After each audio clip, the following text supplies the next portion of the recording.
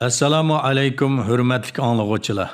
Diqqatingizga diniy olim Muhammad Yusuf Muhammad Tursunning Din va hayot 2000 savolga javob nomli asrini sunduq. Yoqtirib anglag'aysizlar. Bismillahirrohmanirrohim. Payg'ambar alayhissalomning hayotini o'rganishning ahamiyati.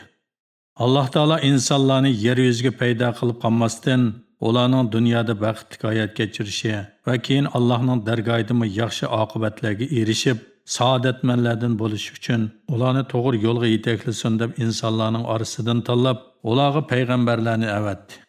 Odam alayhissalom insonlarning tunji otasi bo'lganidek, ayni vaqtda ularga avatilgan tunji payg'ambar edi.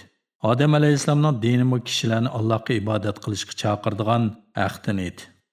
Zamonlarning o'tishi bilan insonlar bir zamonlar haq dinning ro'yidan butunlay yiroqlashib, kufri, zalolatning qorong'uliqlarida ting'irqagan bo'lsa-mu, Alloh taolaning orqa-orqadan payg'ambarlarni evatishi natijasida ular yana haq diniga qaytib keldi. Alloh taolo insonlar jamiyatining taraqqiyotiga ergashtirib, dinni tadricholda takomillashtirib keldi va uni insonlarning sarxili, payg'ambarlarning oxirgisi va islom dinining payg'ambari Hazrati Muhammad alayhissalomga yetib kelishi bilan eng oxirgi kamolga yetkazdi. Bugun sizlarning dininglarni butun qildim, sizlarga ne'matimni tamomladim. Islom dinini sizlarning dininglar bo'lishga tanladim. Sura Maida 3-oyat.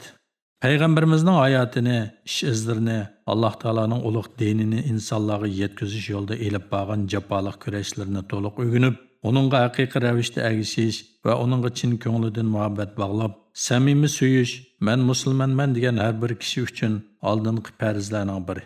Chunki payg'ambar alayhissalomga iymon keltirish iymonning muhim bir asosi. Payg'ambarimiz Muhammad alayhissalom insoniyatning iftixorli ulgusi. Uning hayoti butun insoniyat uchun ulgulik obraz. Islom dinining rahbari va Qur'oni Karimning jonliq tarjimasi kishilarga islomning dog'dam yo'lini ko'rsatib beradigan nurliq chiroq. Payg'ambar alayhissalomning Allohning insonlarga evatgan elchisi ekanligiga chin ishonish iymonning bir parchasi. Onu suyish va uning yo'liga ergashish farzdir. Payg'ambar alayhissalomning hayotini o'rganish iymonning taqozosi. Iymonning asosi la ilaha illalloh Muhammadur Rasululloh. Ya'ni Allohdan boshqa hech ma'bud barhaq yo'q. Muhammad alayhissalom Allohning bandasi va barhaq payg'ambardir degan tavhid kalimasining mazmuniga chin yurakdan ishonishdir. Shubhisizki, payg'ambar alayhissalomga iymon etish deganlik onun Allah'ın barhaq payg'ambari ekanligini yurakdan tasdiqlab, onun go'zal adab axloqlarini, esil faziletini, bütün maxluqotlardan ustunligini, Alloh taolaning uningga ato qilgan komil ne'matlarini, boshqalarga qat'iy qiyos qilib bo'lmaydigan talant va farosatlarni bilishni talab qiladi. Shuning uchun payg'ambar alayhissalomning hayotini o'rganish to'liq zarurdir. Payg'ambar alayhissalomning hayotini o'rganish uningga ergashishning yo'lidir. Alloh taolo musulmonlarga payg'ambar alayhissalomga ergashishni farz qildi va uningga ergashishni Allohning sevgisiga erishishning sharti qilib bekitdi. Shunga Alloh taoloni sevadiganligini da'vo qiladigan har qanday odamning payg'ambar alayhissalomga haqiqiy ravishda ergashishi shart. Alloh taolo mundaq deydi: "Ey Muhammad, aytqinki, agar Allohni sevsanglar, menga ergashinglar. Alloh sizlarni sevdi va gunohlaringlarni mag'firat qiladi." Sura Al-Imron 31-oyat. Ergashish payg'ambar alayhissalomning amr farmonlariga amal qilganning sirtida hayotimizning barliq sohalarida uning yo'lida menish, uning qilgan ishlarini qilish, uning sunnatlariga amal qilish, so'zimizda, harakatlarimizda uni o'zimizga ulgu qilish bilan bo'ladi. Bu payg'ambar alayhissalomning ishlarini, so'zlarini va barliq ahvolini o'rganishni, uning xislatlarini, esil sifatlarini, go'zal axloqlarini va odatlarini bilishni taqozo qiladi albatta. Sahabi kiramlar payg'ambar alayhissalomga ergashish, uning gap so'z, sharkat va adab axloqlarini o'rganishda intayin hirisman edi. Eng oddiy ishlardimi Rasululloh qilgan ishlarni qilishga tirishadi. Rasulullohning o'ltirish qo'pish, mengish turish, so'zlash va sukut qilish qatorliq barliq harakatlarini nihoyat diqqat bilan ko'zitib, uningga ergashadi.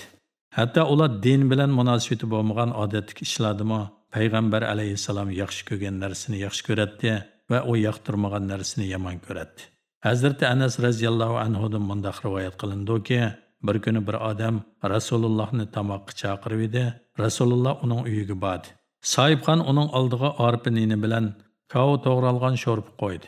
Bu dasturxonda Rasulullohning ko'proq kavo yeganligini ko'rib qilib, shuningdan beri kavni yaxshi ko'radigan bo'ldim. İmam Tirmizi. Bu misal Peygamber aleyhisselamның zamanidagi musulmonlarning Peygamber aleyhisselamni naqadar so'ydiganligi va uning qilganlarini qilishga qanchalik erisman ekanligini ifodalashga yetarlikdir. İslam tarixida bundaq misollar sanab tugatgisiz ko'p. Shunlashqa insoniyat tarixida Peygamber aleyhisselamdek tug'ilgan kunidan toki vafotigacha bo'lgan cho'ng kichik barliq ish harakatlari birma-bir rivoyat qilinib, yezilib qoldirgan ikkinchi bir shaxsni ko'zitish mumkin emas. Yig'ib aytganda Peygamber aleyhisselamga agishish Alloh taolaning amri bo'lganligi e'tibori bilan bir farz. Uningga agishish uchun uning hayotini va barliq ish izlarini o'rganish yana bir farzdir. Chunki farz uningsizmi ado bo'lmaydigan narsaning o'zimi farzdir. Xuddi namoz uchun tahorat farz bo'lganidek. Peygamber aleyhisselamning hayotini o'rganish uni suyishning yo'li. Peygamber aleyhisselamni suyish farzdir. Allah Taala mu'minlarga Peygamber aleyhisselamni har qancha söyümlik narsidan bakrak yaxshi ko'rib suyishga buyurgan. Peygamber aleyhisselamni söymagan va uningga inkor qilganlarni qattiq azoblaydiganlik bilan ogohlantirgan. Allah Taala mundaq deydi: Agar sizlarning otanglar, o'g'illaringlar, qarindoshlaringlar, ayollaringlar, urug' tuqqanlaringlar hamda ulardan boshqalar topgan pul mollaringlar, oqmay qilishdan qo'rqgan tijoratinglar yaxshi ko'radigan o'ylaringlar sizlar uchun Allohdan, Allohning payg'ambaridan va Alloh yo'lida jihad qilishdan so'yimlik bo'lsa, u holda sizlar Allohning azobini kutinglar. Alloh fosiq qavmni hidoyat qilmaydi. Sura Tavba 24-oyat. Alloh taolo yana mundaq deydi: Payg'ambar mu'minlarga ularning o'z jonlaridan choridir. Sura Ahzob 6-oyat. Muhabbat va sevgi so'yilgan kishining go'zal axloqini, esil sifatlarini va hamma taraflarini aniq bilish bilan bo'ladi. Mahbubi haqida ma'lumoti oz kishining muhabbati yuzaki muhabbat bo'lib, chin qalbidan o'rin olmaydi. Kishi birovni yaxshi ko'rsa, uning saxovatli bo'lganligi yoki shijoatlik, qahramon bo'lganligi yoki yavash yumshoq bo'lganligi va yoki kamtar bo'lganligi, bilimlik olim bo'lganligi yoki ko'p ibodat qiladigan odam bo'lganligi yoki taqvodor bo'lganligi sababli yaxshi ko'rdi. Yuqoridagi sabablarning hammasi eng mukammal darajada o'ziga mujassam qilingan zot Hazrati Muhammad alayhissalomning haqiqiy musulmon odamning har qanday bir muhabbatni besib tushadigan darajada söymasligini tasavvur qilib bo'lamdi. Musulmon odam payg'ambar alayhissalomning go'zal axloqini, esil sifatlarini, pok ko'nglini qanchalik ko'p bilsa, uningga bo'lgan muhabbati, sevgisi, ixlosi shunchalik kuchlanadi va qalbi uningga shunchalik kuchli bog'lanadi. Peygamber aleyhisselamni ko'p yod etib, uni tonigan siri, uning Peygamber aleyhisselamga bo'lgan muhabbati cho'nqirilishib, tuvandagi hadisda aytilgan haqiqiy sevgi darajasiga erishadi. Peygamber aleyhisselam mundaq deydi: Sizlarning hech biringlar meni ota-onasidan, bola-chaqasidan va boshqa barliq kishilardan bakrak so'ymagicha komil mu'min bo'lolmaydi. Imom Buxoriy Muslim rivoyat. Demak, Peygamber aleyhisselamni suyish imonning komil bo'lishi uchun zarur bo'lib, sal qarashga bo'ladigan ortiqcha ish emas. Bu muhabbatning haqiqatga chiqishi uchun Peygamber aleyhisselamni barliq taraflari bilan bilish lozim. Shunga Peygamber aleyhisselamni tunish har bir musulmon uchun farzdir. Peygamber aleyhisselamning hayotini o'rganish dinni mudofaa qilishning yo'li. Zamonimizda din dushmanlari o'z tarafdorlari bilan birlashib, har turli usullar orqali musulmon yosh o'smirlarning aqidasini tashvishga selib, haqiqatni burmilab ularni islomdan yiroqlashtirishga urinyotdi. Amaliyotda ko'plagan yoshlarning islomga bo'lgan tushunchasi ojizlashib, har xil yot fikrlarni o'zlariga o'zlashtirmoqda. Bu hol musulmonlarning payg'ambar alayhissalomni tonishi va boshqalarga tonitishini farz qiladi. Musulmon yoshlar payg'ambar alayhissalomning kishiligini, insonlarning ozg'unlik va jaholatning qorong'uligidan iymon hidoyatning nuriga, insonni o'ziga o'xshash insonga cho'qinishdan ozod qilib, aqlni va iqtidorni hurmatlaydigan islomning dog'dam yo'liga ilib chiqish uchun tortgan jafo mushaqqatlarni, bu yo'lda beshiga kelgan mislsiz azob oqibatlarga qandoq bardoshlik berganligini, kishilarning Allohning diniga da'vat qilishdan iborat ulug'vor g'oyasi uchun dunyolikdan butunlay voz kechganligini, dushmanlarga qarshi yengilmas jasorat va shijoatini, g'alaba qilgandan keyingi keng qo'rsoq va kechirimchanligini, Alloh taolaning amriga xilof kelmaydigan ishlarda o'ziga kelgan arziyatlarga hargizmi ochiqlanmaydiganligini, ojizlarga, kambag'allarga, kichik bolalarga va ayollarga cheksiz mehribonligini tonib yetishga intayin muhtoj. Chunki bu ma'lumotlar musulmonlarning iymonini mustahkamlaydi va ularning qalbini g'aflatdan uyg'otib harakatga keltiradi. O'zlarining payg'ambarlarini har jihatdan yaxshi tonigan yoshlar dushmanlarning har turli ig'volari, fitna fasadlari va shak shubhalari oldida qilch davranmasdan dinda mustahkam putirab tura oladi. Musulmonlarning o'z payg'ambarining hayotini bilmasligi cho'ng yetarsizlik.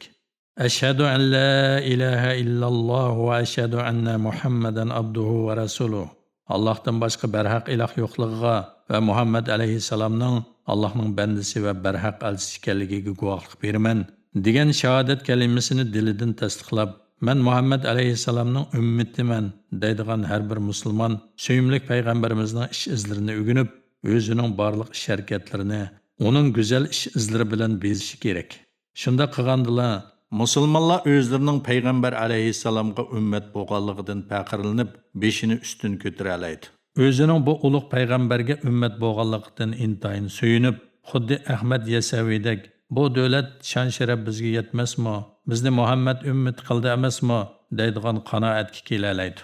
Lekin musulmonlar ommasi bu haqiqatlardan butunlay yiroqda.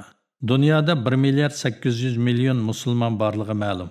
Lekin shu musulmonlarning qancha persenti suyimli payg'ambarimizning hayotini biladi? Qancha persenti payg'ambar alayhissalomning biz ummat uchun tortgan jafo mushaqqatlarini aytib beralaydi? Bu savolni bizning Uyg'ur musulmonlarimizdan so'rasak, ahvol texmi ichinishlik bo'ladi. Qisqasi musulmonlarning avlodlari Hollywood kino artistlarining, Yevropa topchilarining ismlarini bir-birlab aytib beralaydi. Lekin payg'ambar alayhissalomning qancha o'g'li bor edi deb so'rasa, turib qoladi. Bu haqiqatan ichinishlik vaziyat.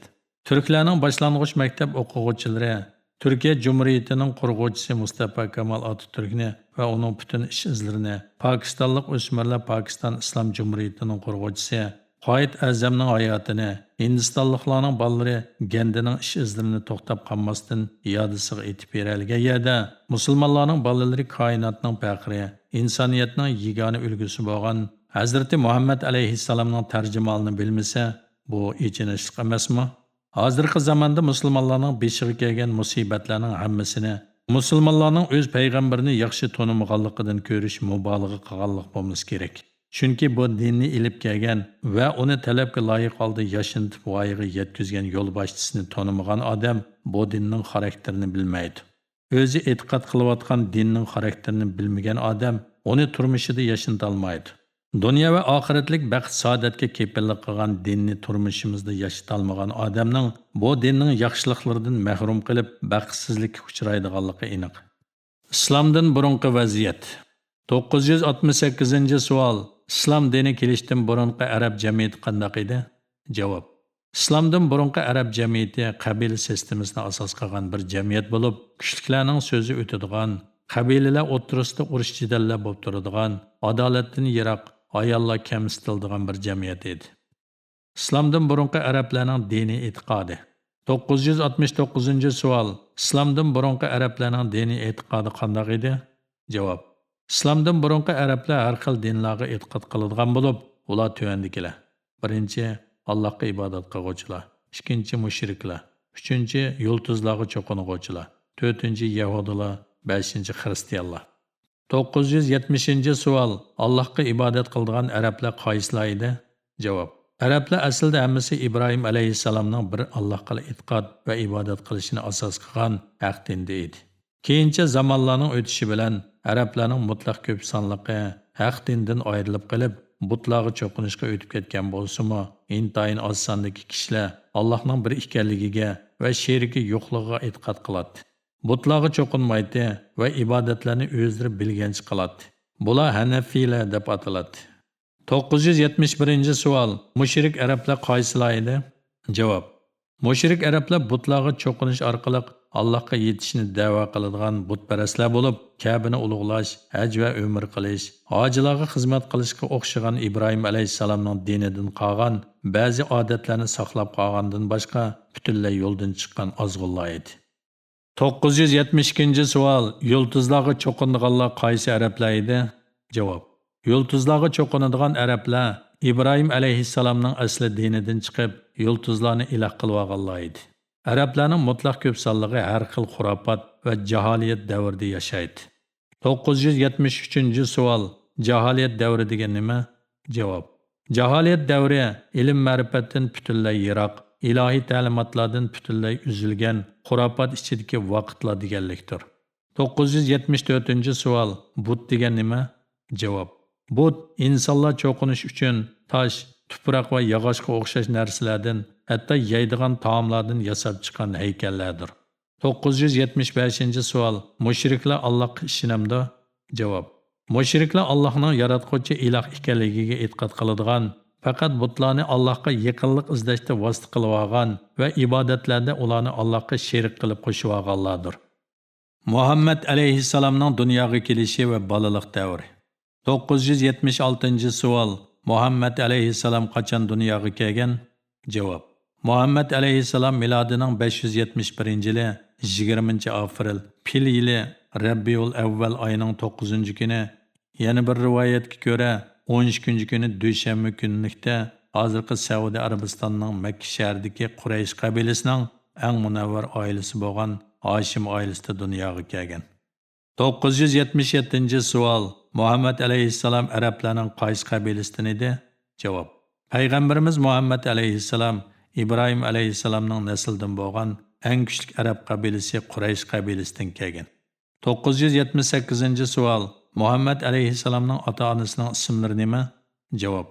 Payg'ambarimiz Hazrati Muhammad alayhissalomning onasining ismi Amina, dadasining ismi Abdullah edi. 979 savol. Payg'ambarimizga Muhammad degan ismni kim qo'ygan? Javob. Payg'ambarimiz Hazrati Muhammad alayhissalomga Muhammad degan ismni buvisi Abdumutallib qo'ygan. 980 savol. Muhammad degan ismning ma'nosi nima? Javob. Muhammad Madiyaga va maqtashga sazovor kishi degan ma'noda bo'lib, arablarda uningdan burun qo'yilib boqmagan bir ism edi. 981 savol. Muhammad alayhissalomning dadasi qachon vafot bo'lgan? Javob. Muhammad alayhissalomning dadasi uning dunyoga kelishidan 2 oy ilgari Madina Munavvar shahrida vafot bo'lgan. 982 savol. Payg'ambar alayhissalomning sut onasi kim edi? Javob. Muhammad alayhissalomning sut onasi Halima degan ayol edi. 983 savol. Payg'ambar alayhissalom nima uchun sut onaga berilgan? Javob. Payg'ambar alayhissalom yashagan davrda Makkada tug'ilgan bu vaqtlar Makkaning odamni bearam qiladigan issiq havosidan yiroqlashtirilib, sog'lom o'sishi, arab tilini o'rganishi va yaxshi tarbiya olish uchun muhimi sab joylarda yashaydigan oilaga haq to'lash orqali emintishga beriladi. Payg'ambar alayhissalom shu qatorda sut onaga berilgan edi. 984 savol. Payg'ambar alayhissalom sut onasining yanida qancha yil turdi? Javob. Payg'ambar alayhissalom sut onasi Halimaning yanida 4 yoshga qadar turgan edi. 985 savol. Payg'ambar alayhissalomning onasi qachon vafot bo'lgan? Javob. Muhammad alayhissalomning onasi Muhammad alayhissalom 6 yoshga kirgan vaqtida ona bola ikkisi Madinadagi tuqqanlarini va dadasi Abdullohning qabrisini ziyorat qilish uchun yo'lga chiqib, Madinadan qaytishida kasal sababi bilan Abu Vabi degan joyga kelganda vafot bo'lgan. 986 savol. Payg'ambar alayhissalom onasining vafotidan keyin kimning tarbiyasida turgan? Javob. Muhammad alayhissalom onasining vafotidan keyin buvisi Abdumutallibning tarbiyasida bo'lgan. 987 savol. Payg'ambar alayhissalom buvisidan qancha yoshda ayrilgan? Javob. Muhammad alayhissalomning buvisi 18 yoshga kirgan vaqtda vafot bo'lgan. 988 savol. Muhammad alayhissalom buvisidan keyin kimning tarbiyasiga topshirilgan? Javob. Muhammad alayhissalom buvisining vafotidan keyin tog'isi Abu Talibning parvishiga topshirilgan. 989 savol. Muhammad alayhissalom bolalik va yoshlik chog'larida qanday bir inson edi? Javob. Muhammad alayhissalom bolalik chog'larida go'zal axloqi, rostchilligi, ishonchiligi bilan tonilgan va hammaning hurmatiga ham sevgisiga sazovor bo'lgan zot edi. 990 Makkaliklar Muhammad alayhissalomni nima deb ataydi? Javob. Makkaliklarning cho'ng kichik hammasi Muhammad alayhissalomning go'zal axloqiga qoyil edi. Ular Muhammad alayhissalomni rostchil Muhammad, ishonchli Muhammad deb ataydi. 991 Muhammad alayhissalom yigitlik vaqtida nima ish bilan shug'ullangan? Javob. Muhammad alayhissalom yigitlik vaqtida avval kishilarning qo'ylarini beqish bilan, keyinchi tijorat bilan shug'ullangan. 992 savol. Muhammad alayhissalom qancha yoshda va kimga uylangan? Javob. Muhammad alayhissalom 25 yoshida Hazrati Xadicha radhiyallohu anhaga uylangan. 993 savol. Muhammad alayhissalomning qancha farzandi bo'lgan va ular kimlar? Javob. Muhammad alayhissalomning 4 qiz, 3 o'g'il, jami 7 farzandi bo'lib, ular yosh tartibi bo'yicha Zaynab, Qosim, Ruqiya, Kulsum, Fatima, Abdullah va İbrahimlardır. İbrahimdan başqalarının hammasi Hazreti Xadicha radhiyallohu anhadan bo'lgan. İbrahim Muhammad alayhissalomning Misrlik Mariya ismli ayolidan bo'lgan. 994 savol. Muhammad alayhissalomning farzandlari qancha yil umr ko'rgan? Javob. Muhammad alayhissalomning farzandlarining qisqacha bayoni tuvandikicha. Birinchi Zaynab milodining 599-yili Makkada dunyoga kelib, 630-yili Madina Munavvar shahrida 31 yoshida olamdan o'tgan. Ikkinchi Qosim Zaynabdan keyin tug'ilgan, texi yeshiga to'shmasdan vafot bo'lgan. Uchinchi Ruqiya 600-yilning oxirgi oylarida Makkada dunyoga kelib, 624-yili 24 yoshida Madina Munavvar shahrida olamdan o'tgan. 4-chi Kulsum 603-yili Makkada dunyoga kelib, 630-yili 28 yoshida Madina Munavvar shahrida olamdan o'tgan. 5-chi Fatima radhiyallohu anha 604-yili Makkada dunyoga kelib, 632-yili Payg'ambar alayhissalomning vafotidan 6 oydan keyin Ramazon oyining 3-kuni 29 yoshida Madina Munavvar shahrida olamdan o'tgan. 6-chi Abdullah Fatima radhiyallohu anhadan keyin tug'ilib, texi yeshiga to'shmasdan vafot bo'lib ketgan. 7-chi İbrahim 629-yili Madina Munavvar shahrida dunyoga kelib, 631-yili olamdan o'tgan. Payg'ambar alayhissalomning payg'ambarligi va Makka davri. 995-savol. Muhammad alayhissalomga payg'ambarlik qachon va nada berilgan? Javob. Payg'ambar alayhissalomga milodi 610-yili Makkaning Nur tog'idagi Hiro g'orida tunji vahiyning kelishi bilan uning payg'ambarligiga tanlanganligi bildirilgan.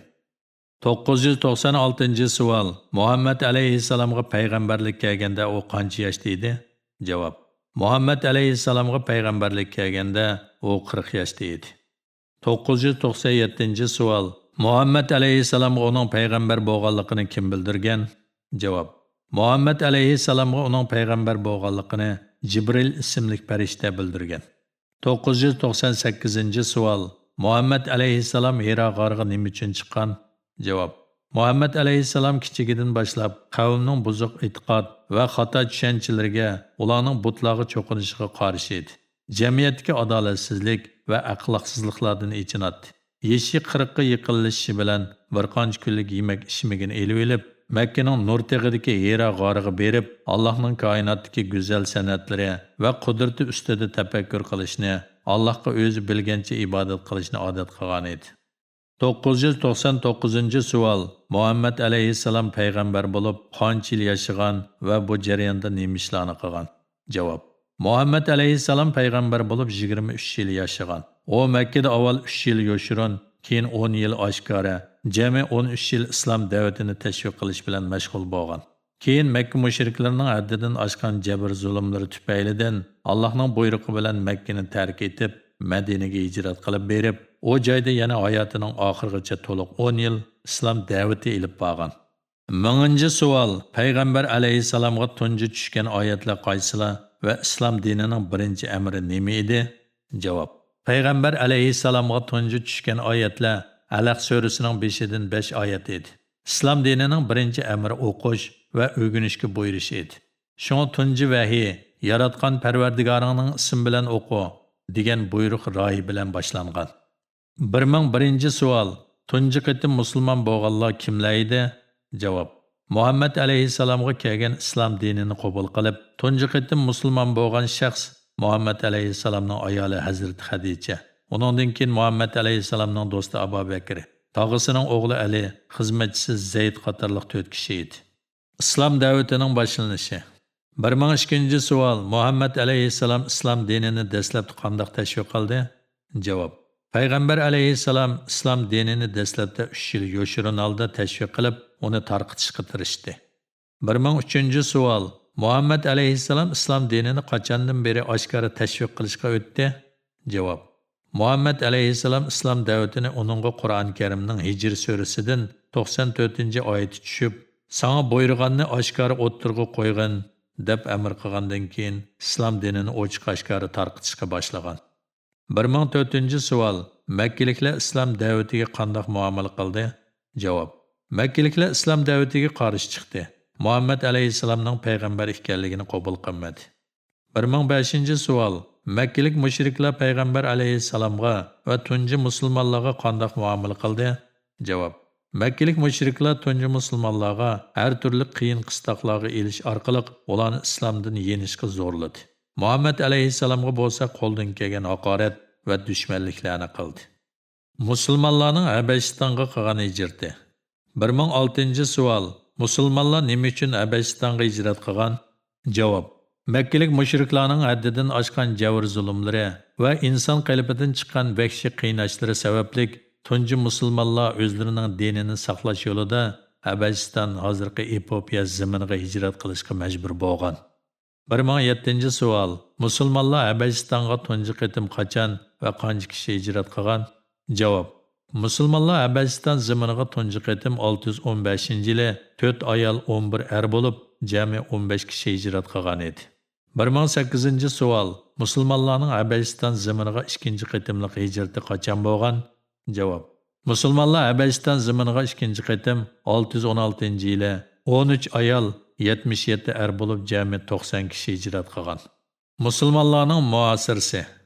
1009-savol. Mushriklar Muhammad alayhissalom bilan musulmonlarni nima uchun muasirga olgan? Javob. Mushriklar payg'ambar alayhissalom bilan musulmonlarni islom dinidan voz kechgizib, butparastlikka qaytarish uchun ularni muasira, embargo qilgan. 1010-savol. Muasira degan nima va mushriklar muasirda nimalarni qildi? Javob.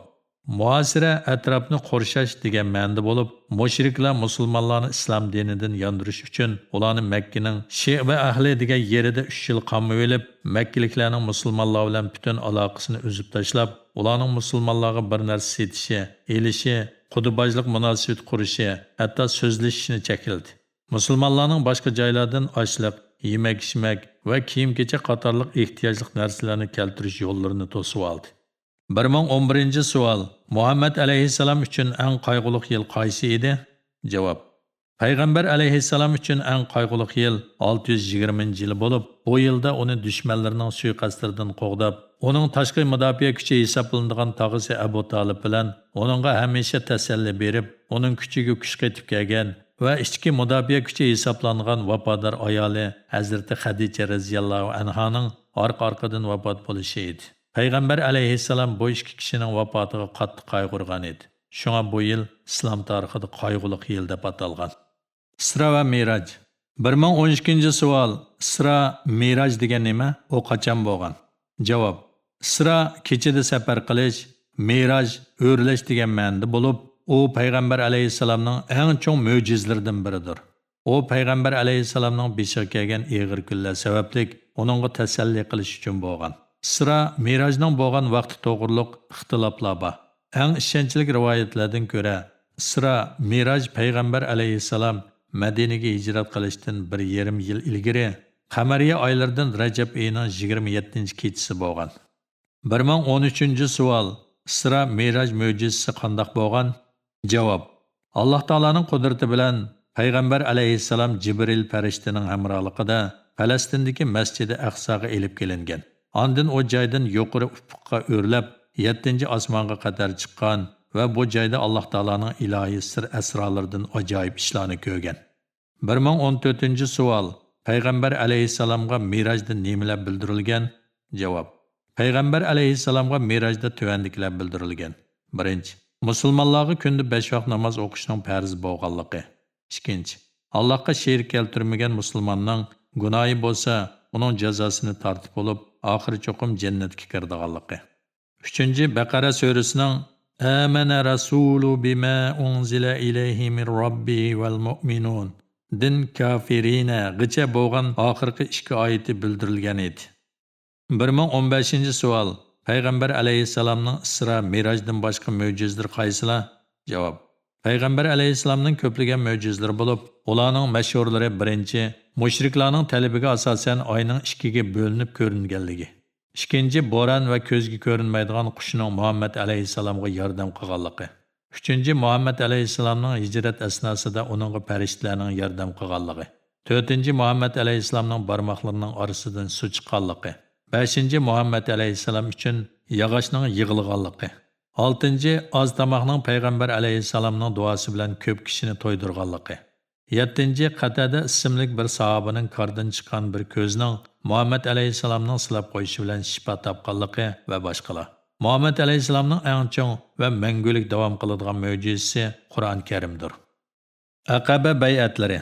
1016-savol. Aqaba bay'atlari degan nima va qachon bo'lgan? Javob. Aqaba Makkadagi bir joyning nomi. Aqaba bay'atlari payg'ambar alayhissalomning Madinalik yangi musulmonlardan islom dinining asosiy aqidalariga amal qilib, bir Allohga e'tiqod va ibodat qilish, payg'ambar alayhissalomni va musulmonlarning dushmanlaridan qo'g'dash haqida olgan vahiysi deganlik bo'lib, Muhammad alayhissalomga bay'at qilgan Madinalik musulmonlar uni o'zlarining oilasidagilarni qo'g'daganda qo'g'daydiganligiga va'da berishgan. 1017-savol. Birinchi Aqaba bayti qachon bo'lgan va qancha kishi qatnashgan? Javob. Birinchi Aqaba bayti milodi 621-yili iyun oyida bo'lgan. Uningga 12 kishi ishtirok qilgan. 1018-savol. Ikkinchi Aqaba bayti qachon bo'lgan va qancha kishi qatnashgan? Javob. Ikkinchi Aqaba bayti milodi 622-yili iyul oyida bo'lgan. Uningga 72 kishi ishtirok qilgan. 1019-savol. Aqaba bay'atlarining ahamiyati nima? Javob. Islom tarixida Aqaba bay'atlarining ahamiyati zo'r bo'lgan. Birinchidan, islom dinining Madina shahrida tarqalishiga sabab bo'lgan. Ikkinchidan, musulmonlarning o joyda yerlashib, mushriklarning besimlaridan ozod bo'lishni kafolatlantirgan edi. Payg'ambar alayhissalomning hijrati. 1020-savol. Hijrat degan nima va qachon bo'lgan? Javob. Hijrat diniy maqsadlar bilan ko'chish qilish deganlikdir. Musulmonlar Makkalik mushriklarning har turli besimlari sababli 622-yili hamma narsani Makkada tark etib, Alloh yo'lida Madina shahriga tunji hijratini boshlab o'tgan. 1021-savol. Makka mushriklari payg'ambar alayhissalomga qanday suiqasdlarni planlagan? Javob. Makka mushriklari Muhammad alayhissalomni o'ldirib yo'q qilish orqali bu yangi dinga xotim berish uchun bütün qabila boshliqlari birlashib, har bir qabiladan birdan odam chiqarishni va Muhammad alayhissalomga har biri birdan nayza sanjish bilan uni o'ldirishni planlaydi. Lekin Alloh taolo ularning planini bechit qilib, payg'ambarni dushmanlarining suiqasdidan saqlab qoladi. 1022-savol. Payg'ambar alayhissalom Madinaga qachon va kim bilan hijrat qilgan? Javob. Payg'ambar alayhissalom Allohning amri bilan 622-yili 13-avgust kuni Makkadan ayrilib, 622-yili 23-sentabr kuni Hazrati Abu Bakr bilan ikkisi Madina shahriga yetib boradi. Bu tarix keyincha islom kalendariga aylanib, Muhammad alayhissalomning Madinaga kelgan yili Hijriyaning 1-yili bo'lib hisoblanadi. 1023-savol. Payg'ambar alayhissalom hijratni qanday o'rlashtirgan? Javob. Makkaning shimolidagi Madinaga boradigan yo'lni Makka mushriklarining albatta qamaydiganligini bilgan Muhammad alayhissalom Makkaning Yaman tarafga ketadigan janub tarafiga qarab yo'lga chiqib, taxminan 10 kilometr yo'l yurgandan keyin Sabr teg'idagi Sabr g'origa yo'shirinadi. Izbesib kelgan Makka kuchlari ularni topolmasdan qaytib ketgandan keyin yo'lni davomlashtirdi. Yo'lni davomlashtirib Madinaga salomat yetib bordi. 1024-savol. Hijratning islom tarixida qanday ahamiyati bor? Javob. Hijratning islom dini va musulmonlar uchun keltirgan ijobiy natijalari intayin zo'rdir. Qisqasi, payg'ambar alayhissalom bilan musulmonlar Madinaga hijrat qilib borgandan keyin ibodatlarni erkin, ozoda o'rindash, islom dinining keng tarqitish fursatiga erishdi va Madinada tunji islom davlatini ta'sis qildi.